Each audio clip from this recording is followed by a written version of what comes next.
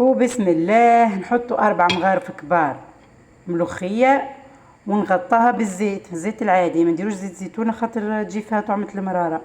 ونحركاها مليح ومامطون يكون الماء يسخن مليح مليح، ونحطها تطيب شوي تتقلى تبدا تخرج هكا الفقاقيع، نصبوا لها الماء السخون اللي سخناه.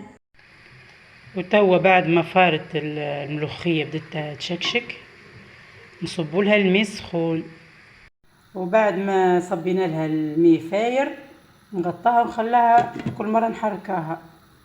وتوا بعد ما فارت تقريبا ساعه ونص ولا ساعتين نحطوا لها ثوم مهرس مع شويه كميه كبيره راسه نعمل مع شويه حوار وشويه فلفل اكحل وملح. نحطوا شويه طماطم وشويه هروس، وبالطبيعه اللحم البقري متاعنا باش يطيب سله سله. وكل مره نبقوا نحركاها بشوي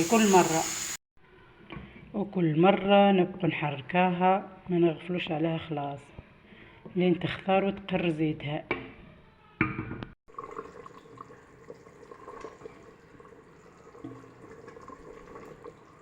يا عزم الدوار يا عزم الدوار يا عزم الدوار، كانك سيدي عزام رجع سرقة له شام كيما كانت في الدار. يا عزم الدوار يا عزم الدوار يا عزم الدوار، كانك سيدي عزام رجع سرقة له شام كيما كانت في الدار.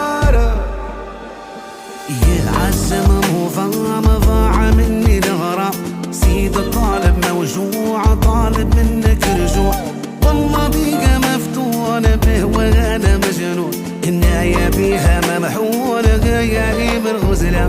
حلال عليك مالي غير رجع لي الغالي، نتمنى تكون احلالي هي لله الكون، هي ياسمين وفضل هي وردة